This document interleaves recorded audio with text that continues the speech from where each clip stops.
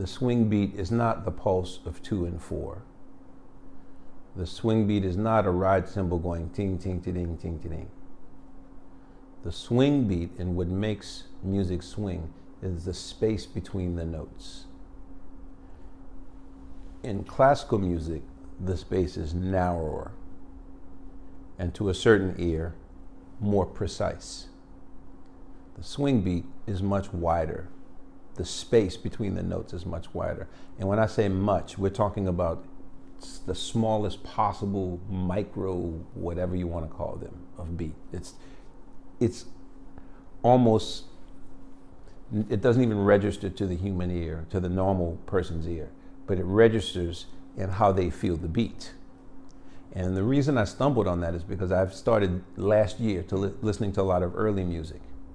So I was listening to Louis Armstrong's Hot 5 and Hot 7.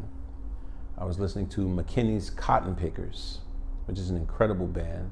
I was listening to Jelly Roll Morton's Hot Peppers. Jelly Roll Morton's Hot Peppers, that's it. And what all those musics have in common, and also Benny Moulton's band. And what all those bands have in common is that the pulse of the music is on 1 and 3, not on 2 and 4. Tuba bands, the pulse will always be 1 and 3, but it still swings. So when I heard that, I said, well, clearly 2 and 4 has no bearing on this conversation. And the more I listened to it, I realized that on 1 and 3, the beat is so wide that that's where the funk, the groove comes from. Now it's boom, boom, ba, chicka, chicka, doom, ba, chicka. Back then it's boom, boom, boom, boom, that's the backbeat, but it's implied because nobody's playing it. Like the next advance in jazz was when the drummer would use the hi-hat to play the backbeat because the snare drum hadn't been invented yet. The snare drum was coming. Baby Dodds hadn't, New Orleans boy, Baby Dodds hadn't put the drum set together yet. So the original drummers played a wood block, a bass drum, and a hi-hat, and a cymbal, a little splash cymbal. And Don Redman did a song with Louis Armstrong called Tight Like This. And that's I think 29.